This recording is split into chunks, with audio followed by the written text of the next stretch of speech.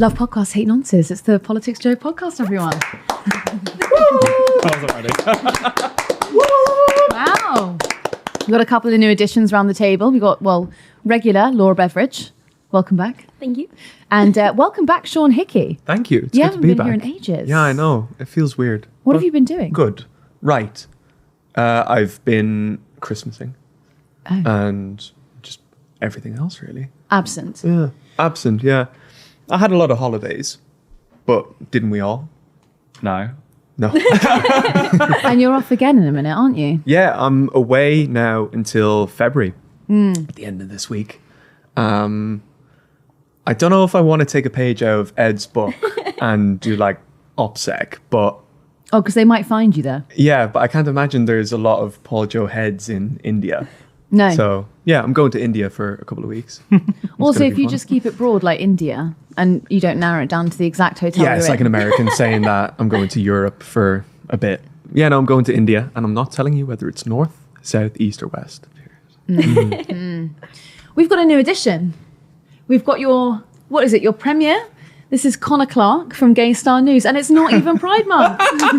Sometimes I get wheeled out outside of June. It's very rare, but here we are. You did the general election with us as well. I did. We had me and Davina De Campo, which was very fun. Lots of commenters enjoyed that. So don't worry, I don't laugh as loud as her. So. Oh my God, Do you remember that? People were in the comments like, she's breaking my headphones. And she's she's a self-aware queen. She knows her laughter can be heard from a different country. So I thought she was great value. She was very good. I think that there's a cut down of it on itself. Did you put it up on GSN? I put many cut downs out of Davina that night. Okay. Well, so Gay Star News is a brand that is owned by Joe, so it's part of the Joe family. So, if you enjoy Connor on this podcast, then maybe you can go and follow GSN. Like and subscribe, GSN. And if you don't like Connor on this podcast... Then still comment, because engagement is engagement. Go on to all of the GSN videos and talk about how much you hated Connor on this podcast. He wouldn't be the first to do it, don't worry. So. I'm going to begin with you, Laura, because it's Keir Starmer. He has delivered a big speech today. I had a really delightful cycle to that speech, actually. It was over on Fish Island in Stratford. What is that? Is it like in the river or It's what? like part of Hackney Wick. It's Okay. It's basically surrounded by canals. But it wasn't actually on Fish Island. I love lying. It was... Me when I spread misinformation. it was in the new UCL building, which is like going to be the home and hub of AI, or is already.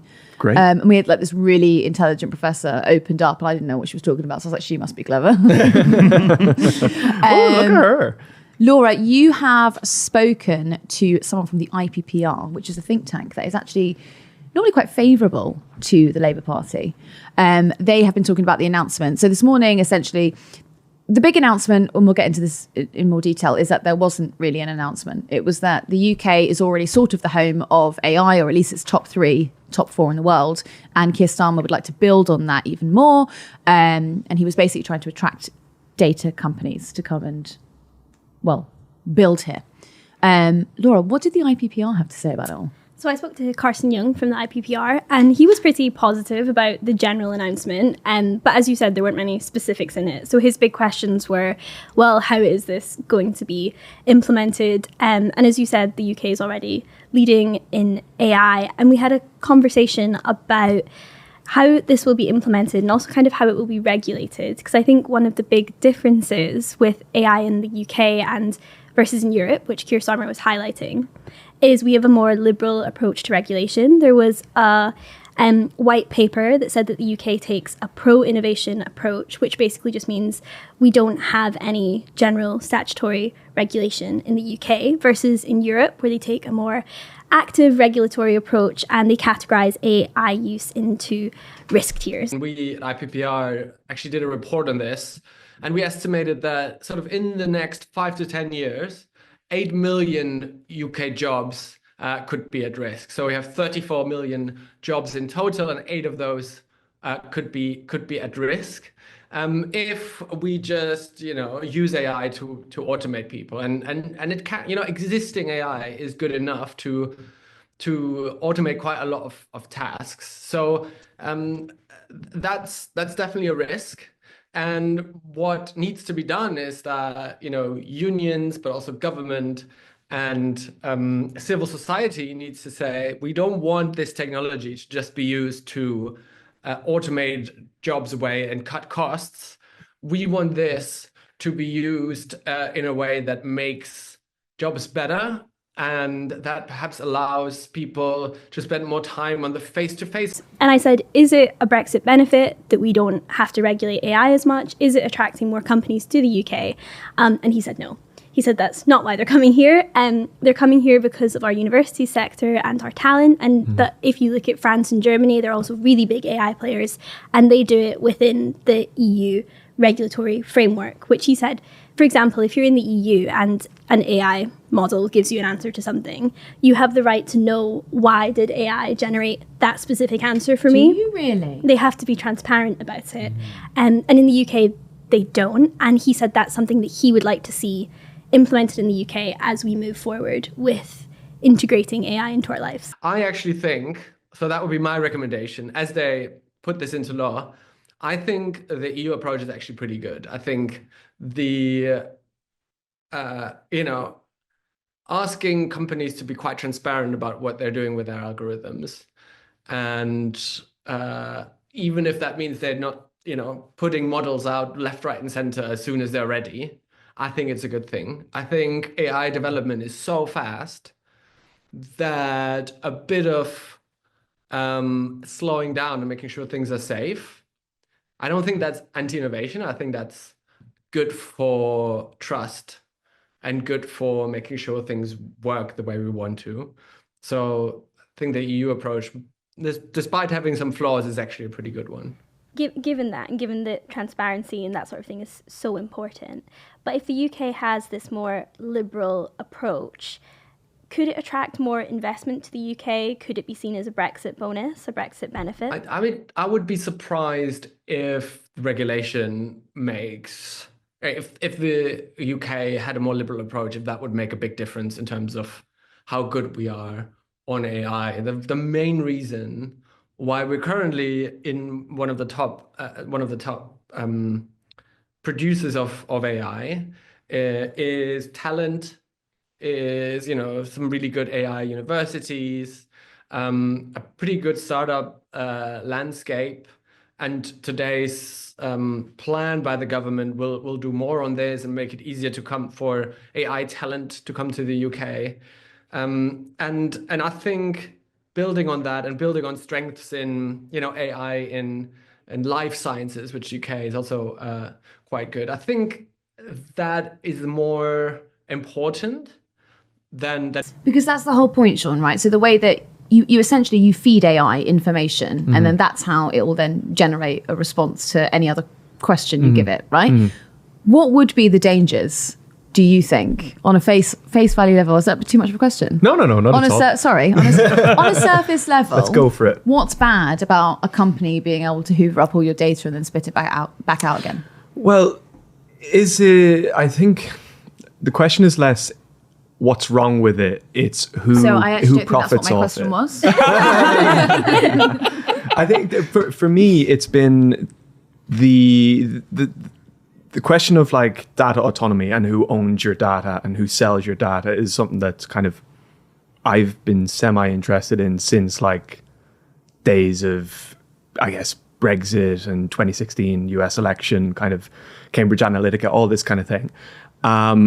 And I think when it comes to AI in particular, and actually more specifically what Keir Starmer was trailing today and over the weekend as well, this idea that AI in the UK or the UK's model for becoming an AI superpower is going to be offering public data to AI companies to help them develop further their platforms.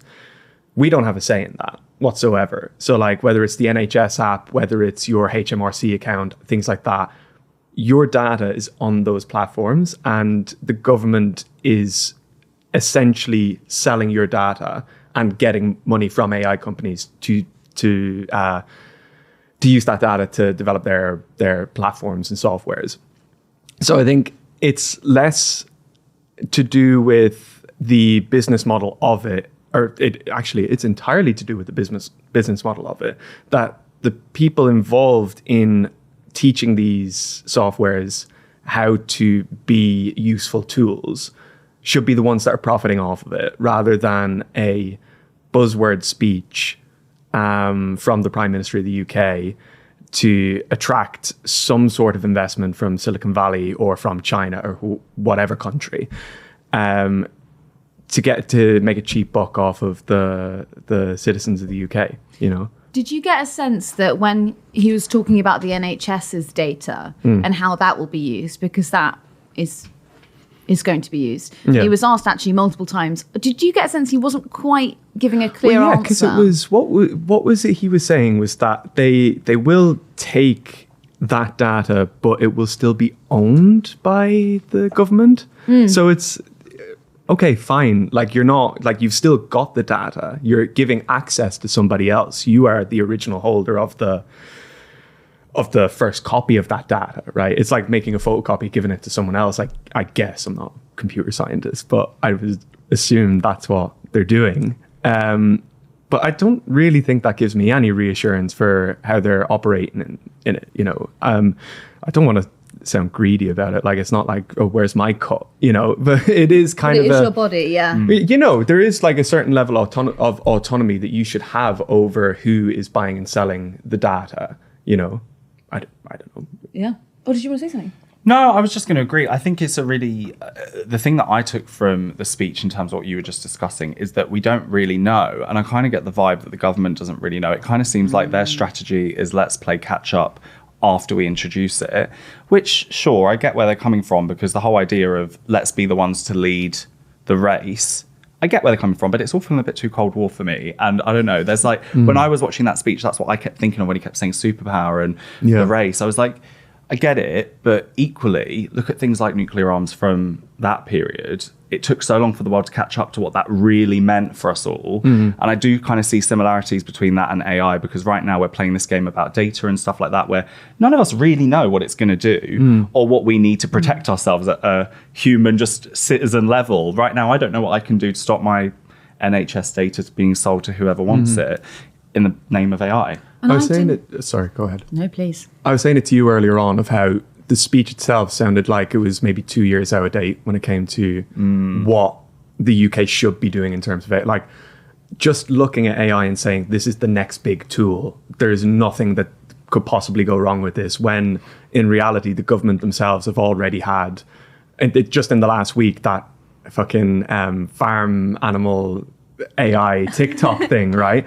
That was posted on the Labour TikTok. Yeah. Yes. Where it was like it was some Portuguese song underneath it that was deeply misogynistic. And they then apologized and removed it. But it was like part of a TikTok trend of, I can't even remember what the trend was. I've seen videos like that in the past, and seeing the Labour Party TikTok do it was just insane. But anyway, whose idea was that? But like, it doesn't make sense. You're the government. You don't need to get on board with trends, you know. But well, maybe. But like, it doesn't need to be. If you're the party of government, you don't need to turn around and say, okay, what's big on TikTok at the moment? Maybe we should get on board with that. Like the whole like Ed Davey-ification of politics, of like just getting on the latest trend and getting like a "and finally" piece on the lunchtime news or whatever. You're the government. You don't need to do that. You're getting attention regardless of if you're a part of a TikTok trend or not.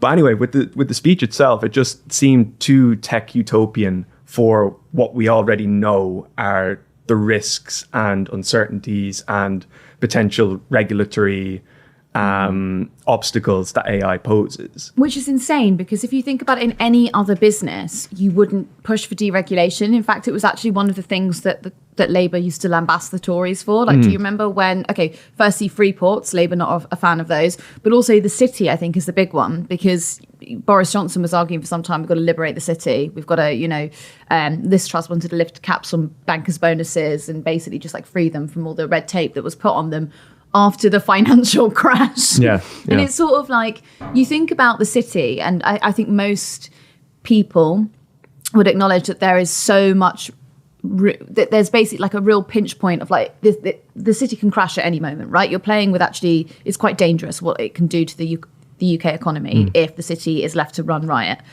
for some reason, that logic is not applied to AI. And AI, I don't want to be like, God, I feel like someone's going to use this clip like in like 20 years time or whatever. I'm like, it's really dangerous, but it can be.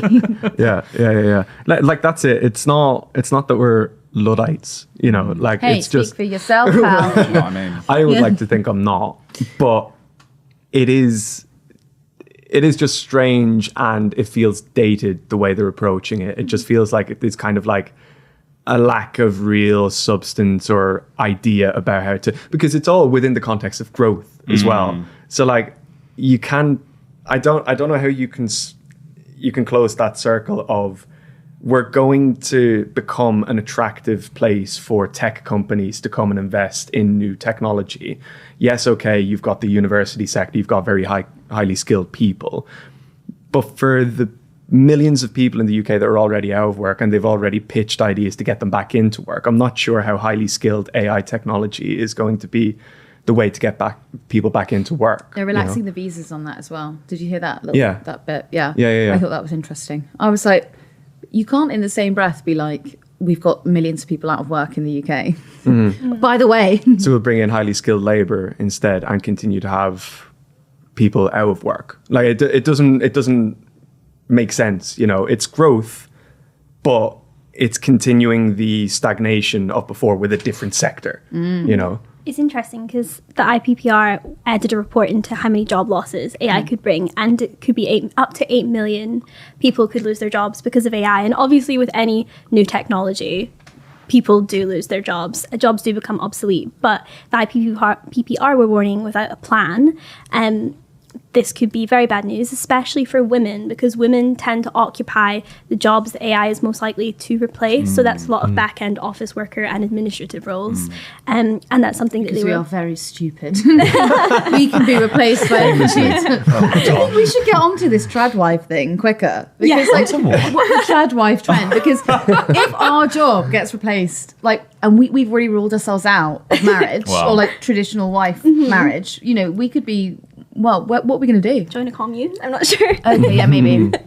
I was going always- to ask you about this actually, because one thing he did say was that there was going to be this new hub that was opening in Liverpool. It's got £2 billion worth of investment, and it's going to provide 1,000 jobs.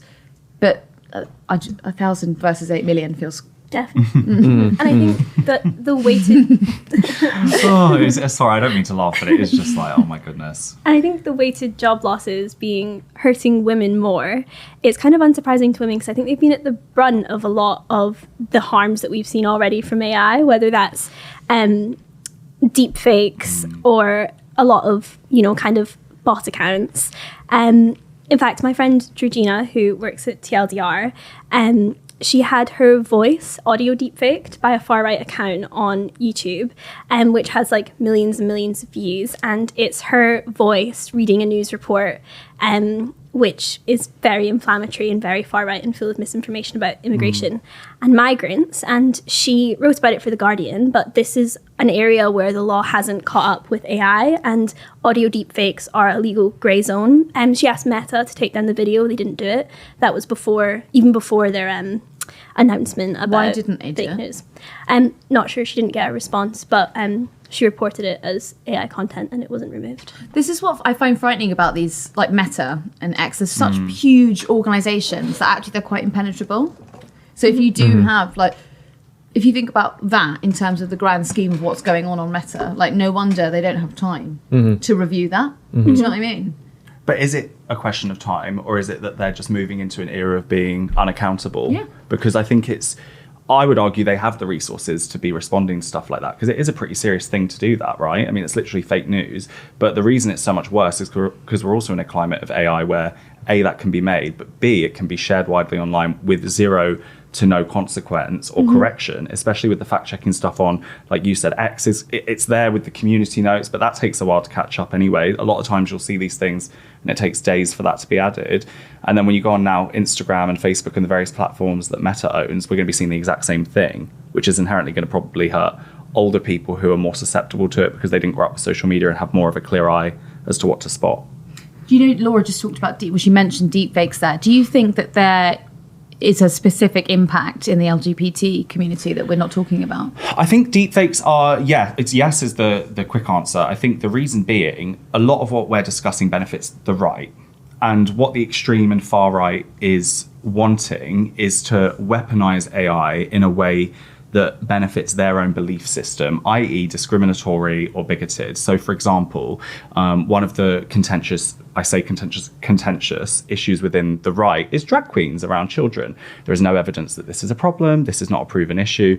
But something like AI could be deeply concerning because you could fake someone who's very prominent in the community saying actually something has happened that hasn't, that then goes viral online, and suddenly it's fact to some people, because not everyone checks these things. We know this. Something that I thought was really interesting on deepfakes is about a year ago, not to bring up my favorite Taylor Swift, but a great example is about a year ago, she was the victim of this with really violent and graphic imagery made of her doing stuff I'm not even going to speak of because it's so vulgar, one of which was viewed 47 million times. Wow. 47 million times, that one image. Of those 47 million views, it's safe to say a fair few million of those will have believed that was completely real and still do. Mm-hmm. You know, we don't all have access to the same amount of news and same amount of things. So I think it impacts a lot of minority groups, women being one of them, LGBTQ plus people being another. But I think it's something we should all be worried about. It's I don't think that the regulation is there or being utilised or being developed, especially today. I mean, about 3 or 4 times Starmer said, like, I know that people will be concerned about the speed or the pace of change, but I don't think that we should be prioritising safety. I mean, yeah, I guess it does sound a little bit wet to go, we need to tread with caution. But when you point out, you know, things like this, he used examples of AI can be used to identify a blood clot and prevent a stroke. I'm like, sounds brilliant. Yeah. It can identify potholes. Great. I wish I'd been given my question because I really wanted to go. So if it identifies the pothole, Run me through the pothole situation. Yeah. Who's paying for it afterwards? Because okay, there's quite a lot of data already with councils about where the potholes are. They just don't have the money to fill them. Yeah. So We all know where they are. Yeah. Well, you made that point earlier on when it came to the NHS as well, where he was talking about how it's going to alleviate the pressure on doctors and nurses working in the NHS to have an AI assistant. But do you want to finish the thing? They're running off of like Windows 2000. Like they just like computers that loaded in the morning and didn't take an hour to do it.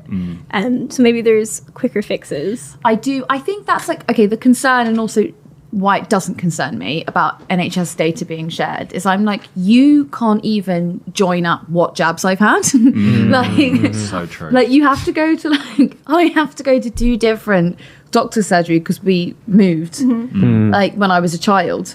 And so I have to go to 2 different ones if I want to get a full, you know, whatever. And let's not even talk about the time during COVID where I rang up my like the GP near my mum's house because I hadn't been re-registered at one which you'd think would be a good thing, right? You'd think, oh, she's not been that well.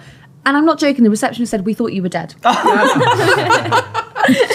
We've taken you off the record. Oh my goodness. As part of Keir Starmer's tech revolution, every person will have an assistant at OpenAI just going to all the pharmacies and GPs that they've ever been to, just collecting their data that way rather than using the NHS app. On pen and paper. Hello, John Smith, OpenAI. I'm just here for Ava Santina's data.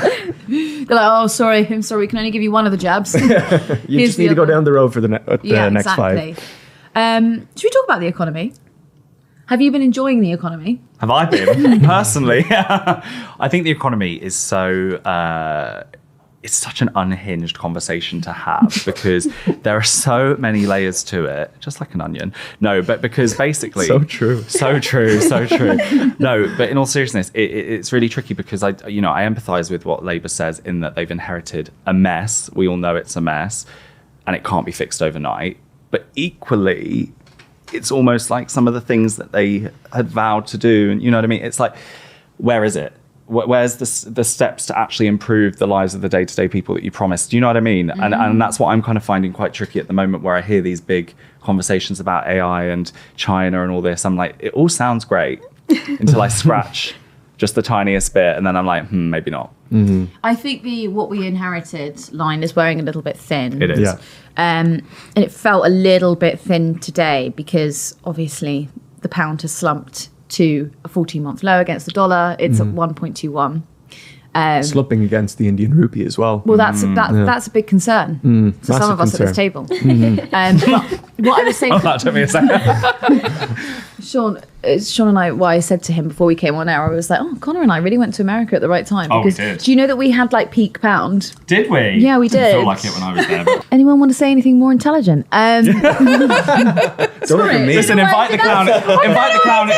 Invite the clown. Expect the circus. I don't know why I did that. That was really nasty of me. Well, it's not surprising then, is it? No, anyway. What I mean, like, on a sort of like, okay, let's do the big picture first, because you actually have spoken to the economist Richard Murphy, who Yes, I would I say do. now is a friend of the podcast. I'd say so. That's twice. I think he might have been on 3 times. Really? Yeah. He seemed very happy to be back. Did he? Yeah. No, he's good value, as we like to say.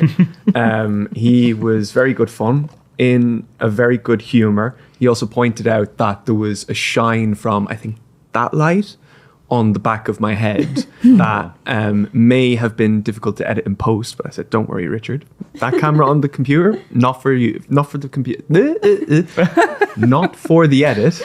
I've got another one here. He was in good spirit. I was chatting to him about Well, let's just give a little bit of context on the economy first. So 30-year gilts are running at a 27-year high.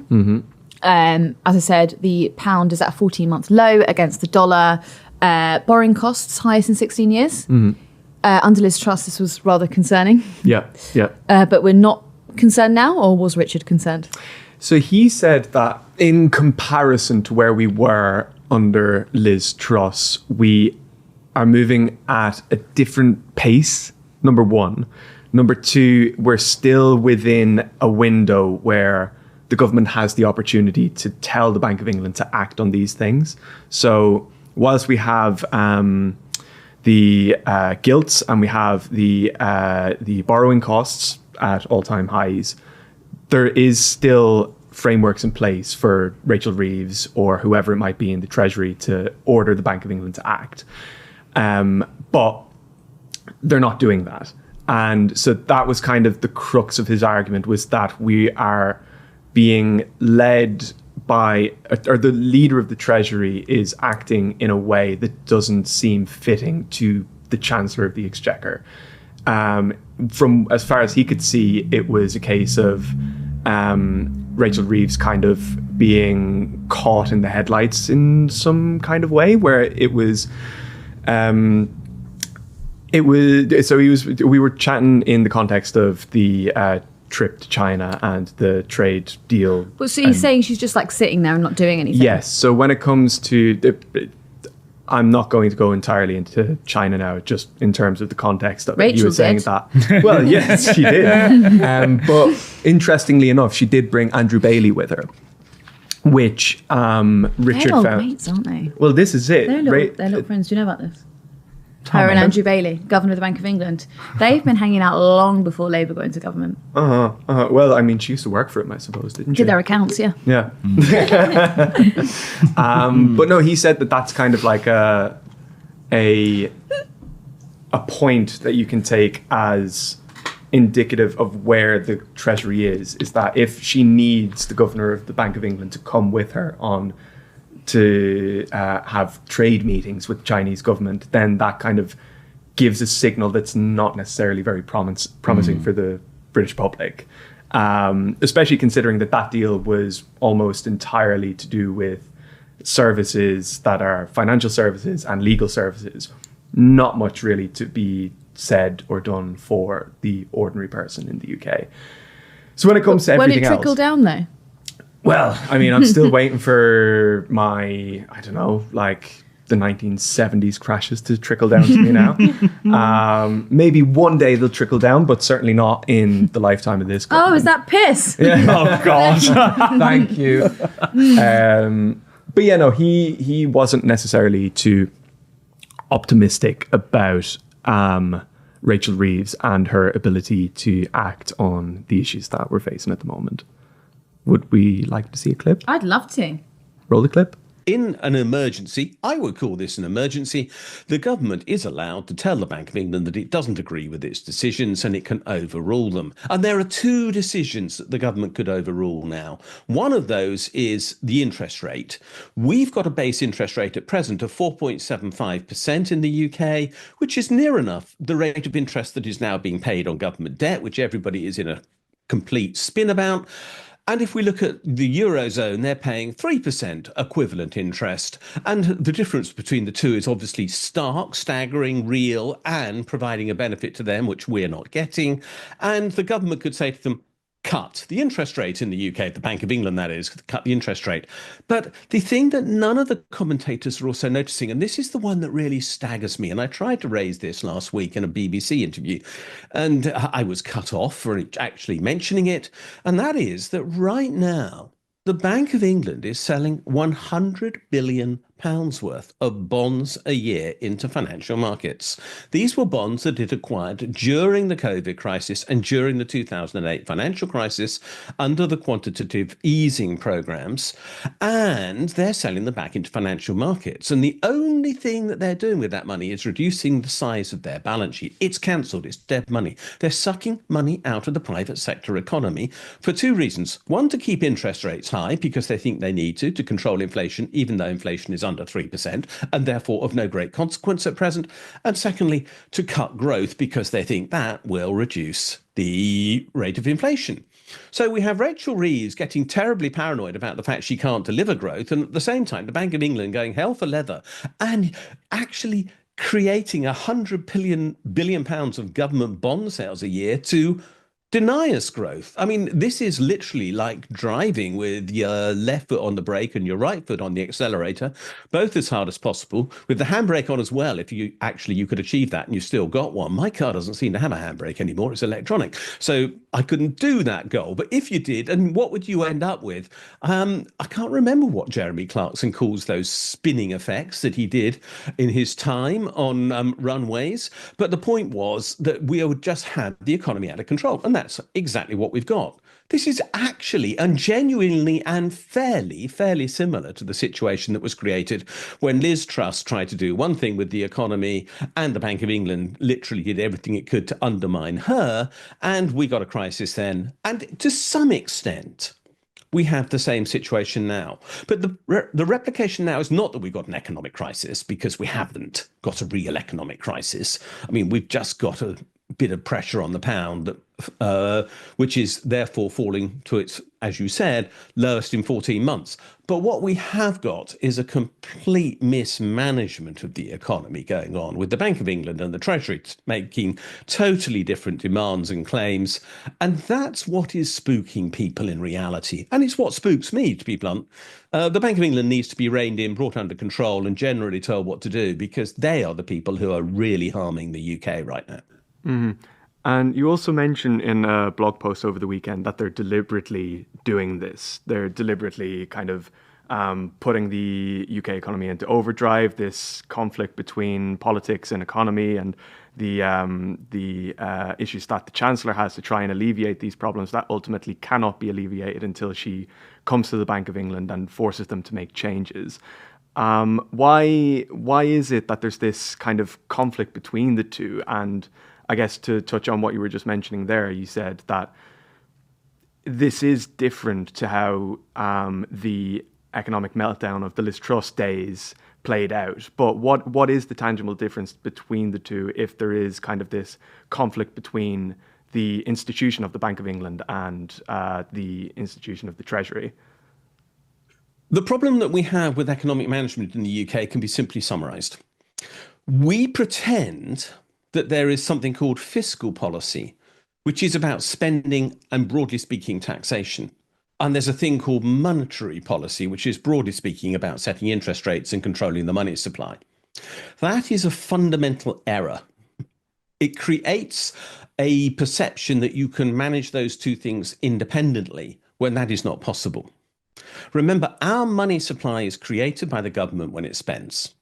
And it is withdrawn from circulation by taxation. Taxation does not actually fund the government spending. It can't, because there would be no money if it wasn't spent into circulation, first of all. So you can't fund with taxation because there is no money to pay taxation until the government has spent it into existence. Now, this is pretty commonly understood by economists. Some of them will jump up and down at this point and say, I'm talking about modern monetary theory and the magic money tree and everything else. If they can find an explanation as to how the money that is used to pay tax comes into existence without the money being created in the first place by the Bank of England, and remember, if you look at all the money in your wallet, it's all got the name of the Bank of England on it, and you aren't allowed to create your own, then I'll be welcome to hear from them. But the reality is that these two things, taxation and money supply and the interest rate and so on, are all intimately related. And because we pretend we can split the two, what we don't get is a joined up policy. I mean, joined up policy was something that Tony Blair used to think about. I wish he didn't talk about anything anymore, but he does. And let's presume that on this occasion he actually got something right. We do need joined up policy. And what we haven't got is a joined up economic policy or economic management. So whilst we have the Treasury believing it can control one side of the equation and the Bank of England thinking it can control the other side of the equation, and the two working for fundamentally different goals, one for growth and one for the control of growth, which is what is happening. The Treasury is going for growth and the Bank of England is basically trying to stop growth. We will end up with those donuts that I explained. And that's the word I was looking at, which Jeremy Clarkson used to talk about when he was spinning cars on runways. Now, is it likely that Rachel Reeves is going to change this? The answer to that is, I don't think there's really very much chance at all that she's going to change that. I would she would, but she won't. Why? First of all, because she's obsessed with the fact that she worked in her time at the Bank of England and thinks that proves her credibility. So she lives in awe of the bank.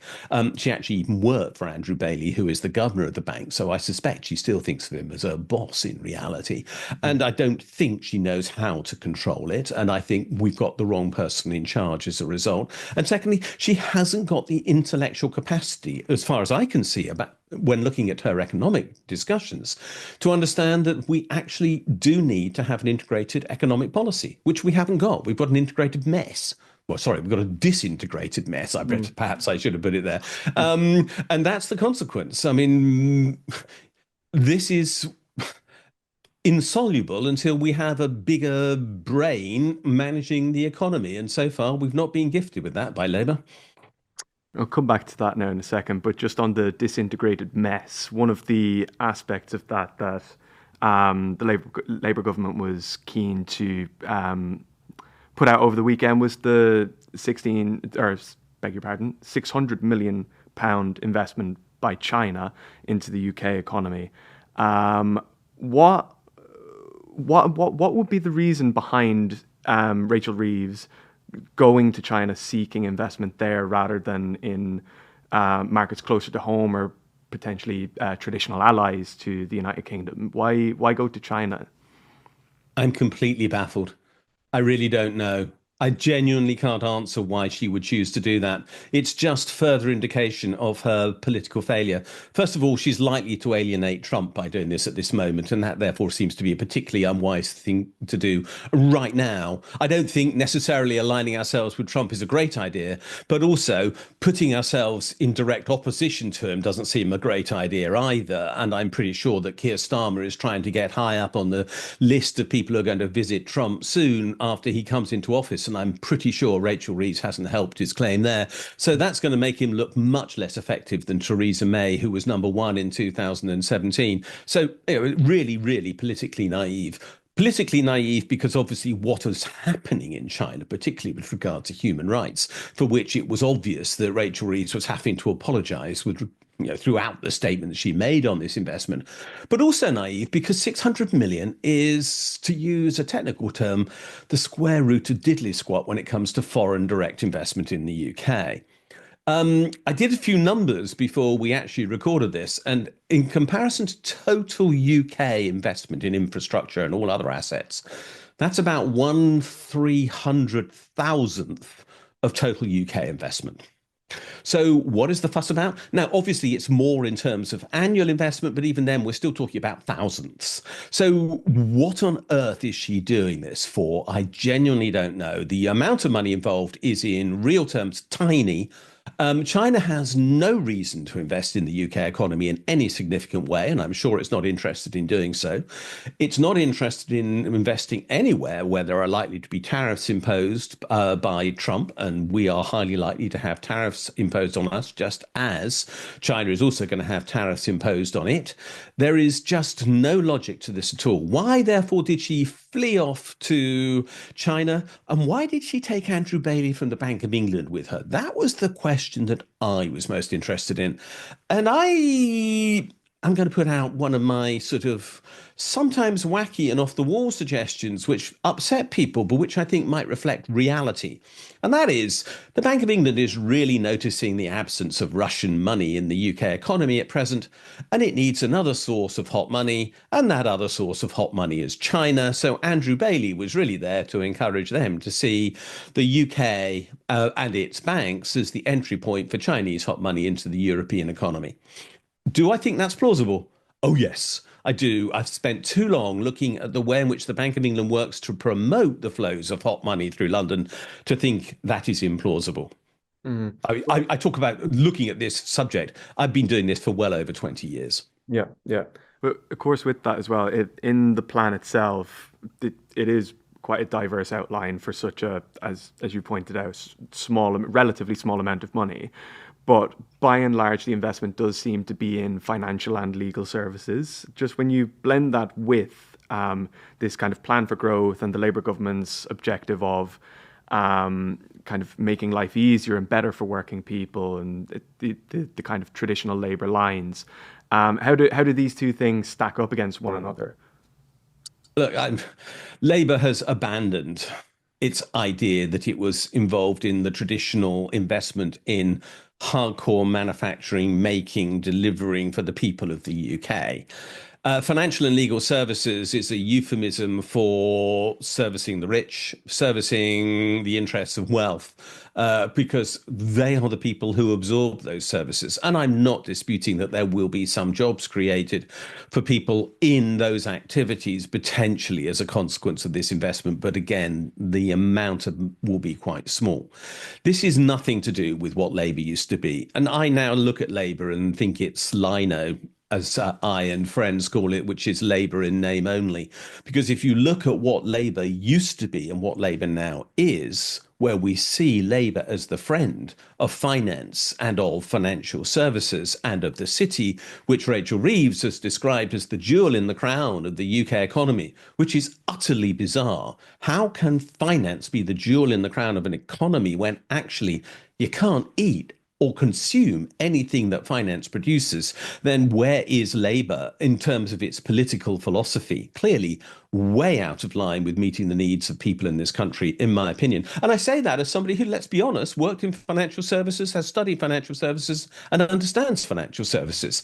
I've always understood that's a support service activity. It is not what people need to live on.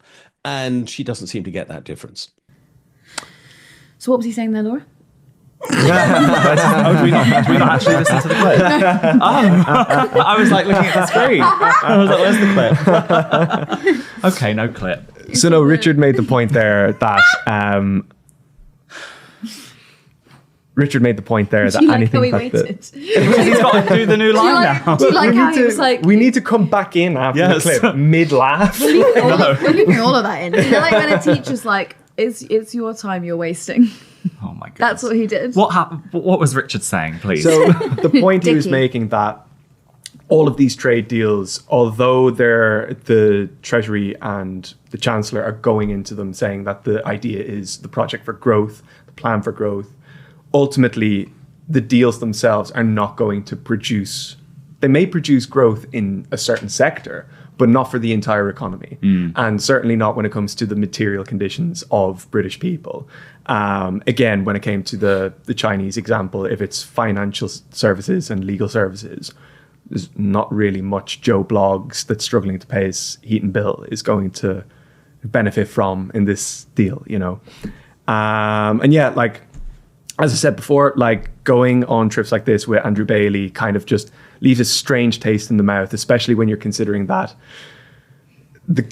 the Labour or when Labour were in opposition, their attack lines against the Conservatives were that the growth that the Conservatives were going for was the wrong kind of growth, or they were aiming for certain sectors of the economy that weren't going to benefit ordinary people.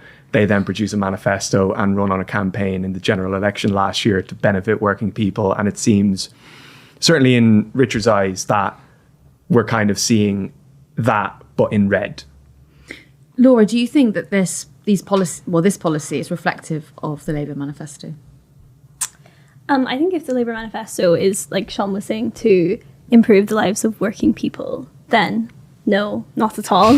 And I even wonder if using the metric of just growing the economy, growing GDP is even a good measure at all of success, and if we should be looking at other metrics like lowering inequality, because I think a lot of people in the past 10, 20 years have gotten incredibly rich.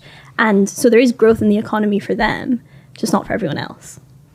That's really interesting. So do you mean that it's widening the gap? Is that what the problem is, would you say? Yeah, definitely. Just increasing inequality, I think. Do you know what's interesting? I'm so sorry we nearly got this far in without me mentioning his name, but Nigel Farage actually talks about GDP per capita, doesn't he? Mm-hmm.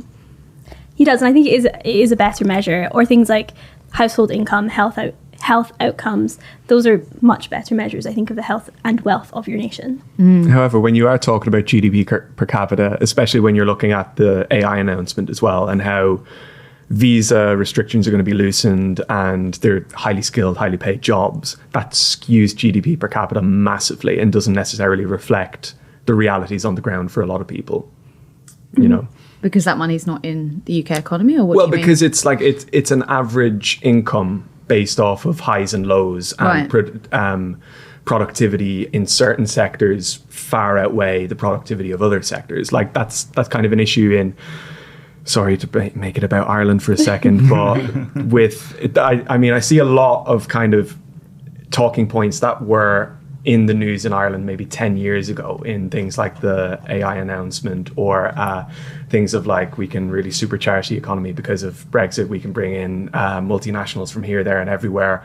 And so these things, whilst on the surface level are good, in the Irish context, you have Google, Amazon, Facebook, Apple, all having their European headquarters in the country.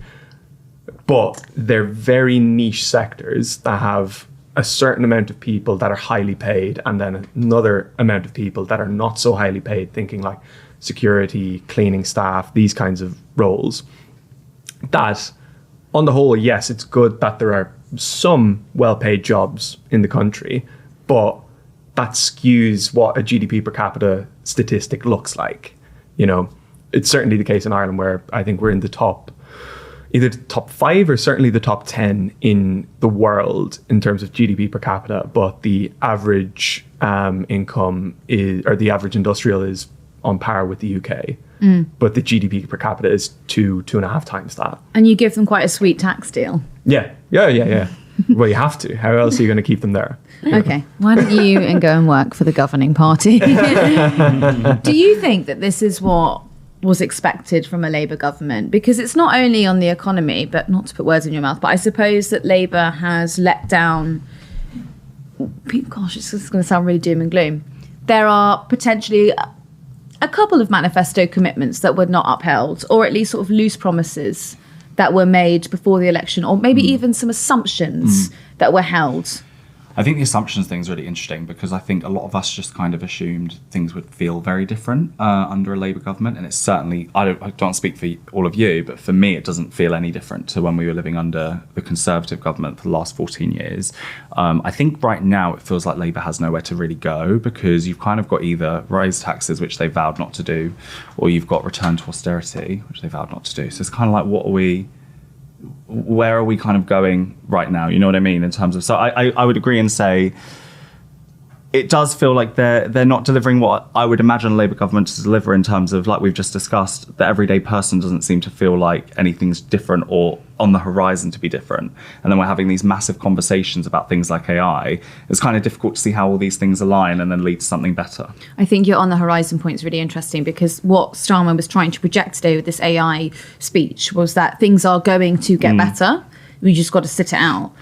But you don't think that that's actually... I just think sometimes things feel too good to be true. And I think speeches like the one we saw today have a lot of glistening buzzwords and things that make us feel really good about it on the surface.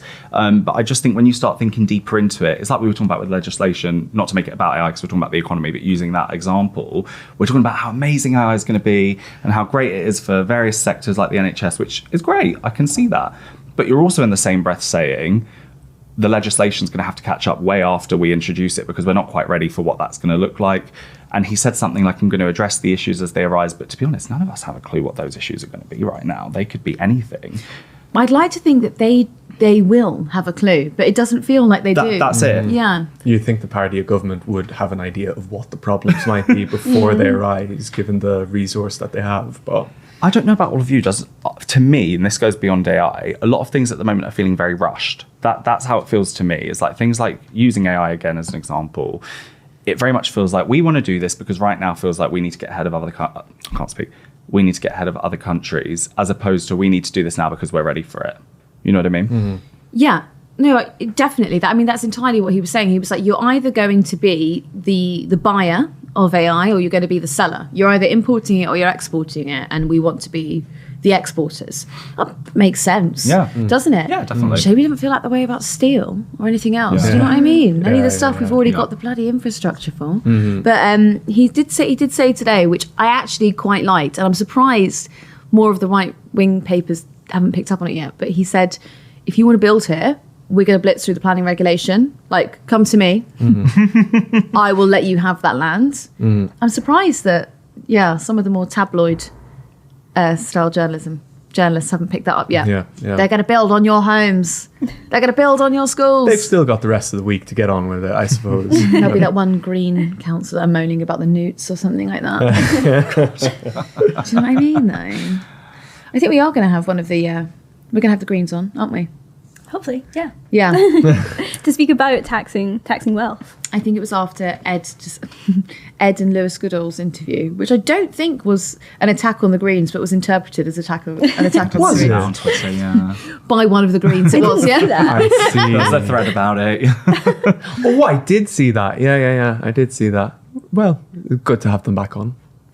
I thought it was, yeah. Cut that down. Okay, anything else? Any more? I'm sweet. Connor, where else can we find you and what else will you be doing? We are all over at Gay Star News on everything. We actually have a lot more political stuff coming this year, so that's exciting that everyone can keep an eye out for. So we're just at Gay Star News on everything. Yeah, have a little look. Laura, anything we need to look out for? That interview with the Greens. Right. And Sean, have fun in India. Thank you. Period. Right, bye. See ya.